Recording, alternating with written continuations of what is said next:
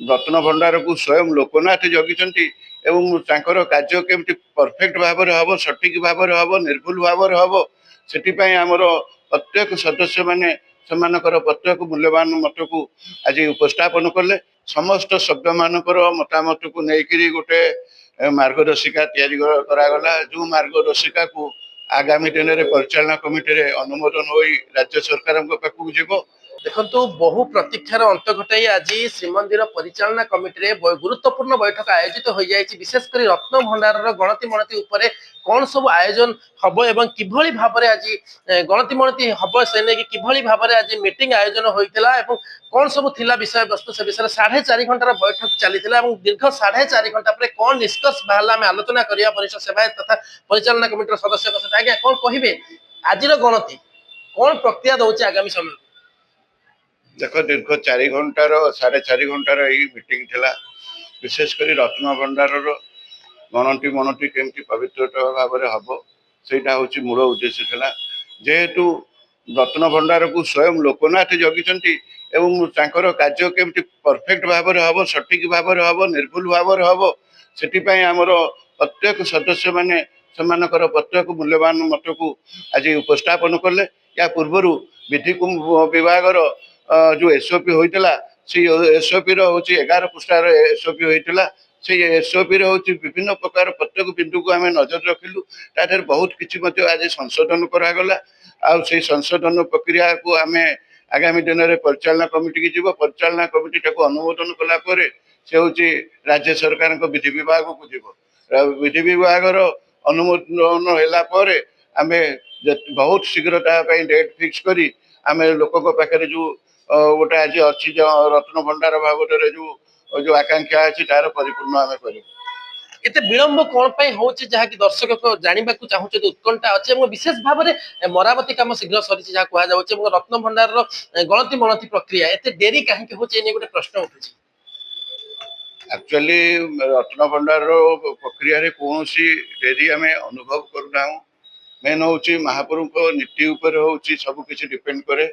आमर दीर्घ दिन है से कार्य रही मैक्सिमम हूँ एएसआई 333 दिन 33 घंटार कार्य हुई रत्न भंडार मरामती कार्य कर रत्न भंडार कार्य कलापर सी हूँ यथा जगह को जहाँ जो जगार आम जो अलंकार को आनी आम बाहर अस्थायी भाव में भंडार घर कर भंडार घर रखीलु परवर्ती मुहूर्त यथा जगार नहीं रखीचु किंतु जो ये जिनस को आम केमी सठिक एवं निर्भुल भाव हम से मार्गदर्शिका या प्रत्येक मार्गदर्शिका जेहेतु प्रभु जगन्नाथ कार्य एवं लोकनाथ महाप्रभु तार हूँ कस्टोडियन से केमी निर्भुल भाव हम स्वच्छता रवित्रता रही बिंदु को नजर करी आम ये कार्य करुचु एवं समस्त मतामत को ग्रहण कर आज मुख्यतः विषय वस्तु कौन आलोचना है आज मीटिंग रे मुख्यतः हूँ समस्त सभ्य मान मतामत को लेकिन गोटे मार्गदर्शिका करागला जो मार्गदर्शिका को आगामी दिन में परिचालना कमिटी अनुमोदन हो राज्य सरकार पाखक जीव और राज्य सरकार अनुमोदन कलापर आम यथा शीघ्र डेट डिक्लेयर करूँ एवं से डेट रे हूँ से कार्य आरंभ हम विशेष भाव जहाँ रोचे आप गणति मणितर समय केबे रोचे अवधि कौन रोचे कौन अनुमान कर मेन हूँ महाप्रभुंर नीति को आम प्रथम प्राधान्य देवु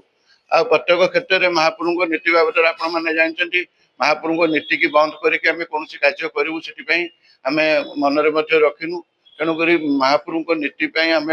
महाप्रभुर जो श्रीमंदिर पंजिका को देखी से अनुसार आमर प्रत्येक दिन डेट फिक्स हम एवं भक्त मैंने केमती कौ समय दर्शन कले आमर हूँ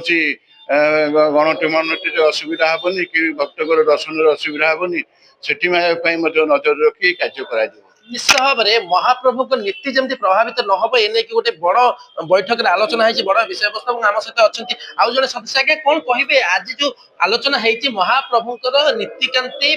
किभली प्रभावित न हो ए विषय भी आलोचना है कौन सब रही आलोचना माने टॉपिक कौन रही जहाँ कि लोकलोचन को आने चाहिए निश्चिंत पक्ष आपण मैंने जानी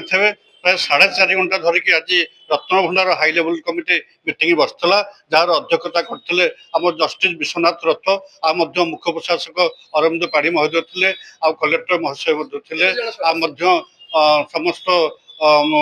ପୁରୀର ଏସପି ମହୋଦୟ ଥିଲେ, ଆଉ ବିଶେଷ କରି ଛତିଶା ନିଯୋଗର ନାୟକ ଜନାର୍ଦ୍ଦନ ପାରଦର୍ଶୀ ମାତ୍ର ମଧ୍ୟ ଥିଲେ। ତା ସହ ସମସ୍ତ ହାଇ ଲେଭେଲ କମିଟିର ସମସ୍ତ ସଦସ୍ୟ ଆଜି ଉପସ୍ଥିତ ଥିଲେ। ତେଣୁକରି ବହୁତ ଭଲ ଭାବରେ ଆଲୋଚନା କରାଗଲା। ସମସ୍ତ ବିନ୍ଦୁକୁ ନେଇ କେମିତି ଭଲ ଭାବରେ ମହାପ୍ରଭୁଙ୍କ କାମ କରାଯିବ, ନୀତିକାନ୍ତି ପରମ୍ପରା ସବୁ ଧ୍ୟାନ ଦିଆଯିବ, ଭକ୍ତମାନେ କେମିତି ଅସୁବିଧା ନ ହବ, ଭୋଗରେ କେମିତି କିଛି ଅସୁବିଧା ନ ହବ, ସେଥିପାଇଁ ମଧ୍ୟ ଧ୍ୟାନ ଦିଆହେଲା। ଆଉ ନିର୍ଭୁଲ ଭାବରେ ଯେମିତି ଆଗାମୀ ଭବିଷ୍ୟତରେ କେବେ ୟା ଉପରେ ପ୍ରଶ୍ନବାଚୀ ନ ଉଠିବ, ସେଥିପାଇଁ ମଧ୍ୟ ଆଲୋଚନା କରାଯାଇ କେମିତି ଭଲ ଭାବରେ ଡିଜିଟାଲ ବାବଦରେ ରହିବ, ତାର ଓସିପି ତିଆରି ହବ, ତାର ଯାହା ଡକୁମେଣ୍ଟ ସେଗୁଡା ସବୁ ଆଲୋଚନା କରାଗଲା। କେମିତି କରାଯିବ, କିଏ ମାନେ ରହିବେ, କୋଉମାନେ ଯାଇ ସେଠି କରିବେ, ଆଉ କେମିତିଆ ସେଠି କଣ ଭିତରେ କେମିତି କଣ ସୁବିଧା ରହିବ, ସେ ବିଷୟରେ ପୁଙ୍ଖାନୁପୁଙ୍ଖ ଭାବେ ଆଲୋଚନା କରାଗଲା। ଆଲୋଚନା କରି ବହୁତ ଜଲ୍ଦି ଆପଣମାନେ ଏହାର ଖବର ପାଇବେ। ଆଉ 2026 ମସିହା ହେଇଯିବ ଯାହା ଲାଗୁଛି। 2026 ର କୋଉ ସମୟ ବା କୋଉ ମାସ ରହୁଛି ଯାହା ଆପଣ ଦର୍ଶକଙ୍କୁ ସମ୍ୟକ ସୂଚନା ଦେବେ? ଦେଖନ୍ତୁ, ସବୁ ହେଲା ମହାପ୍ରଭୁଙ୍କ କୃପା। ବିନା ମହାପ୍ରଭୁ ନ ଚାହିଁଲେ ଏଠି ପତ୍ରଟିଏ ମଧ୍ୟ ହଲେନି। ଆମେ କେବଳ ଡେଟ୍ କରିଛୁ, କଥା ହେଇଛୁ, ସବୁ କରିଛୁ। ତେଣୁ ମହାପ୍ରଭୁଙ୍କର ଯୋଉଦିନ ଇଚ୍ଛା ଥବ, ଆପଣମାନେ ଦେଖିଥିବେ 48 ବର୍ଷ ପର୍ଯ୍ୟନ୍ତ ମଧ୍ୟ ଖୋଲି ନଥିଲା। ଆଜି ମହାପ୍ରଭୁଙ୍କର ମାନେ ଅନୁମତି ହେଲା, ଆଜି ସରକାର ବଦଳିଲା, ଆଜି ମଧ୍ୟ ମୁଖ୍ୟମନ୍ତ୍ରୀ ଆମେ ଅଶେଷ ଧନ୍ୟବାଦ ଦେବୁ ଯେ ସେ ରତ୍ନଭଣ୍ଡାର ସହ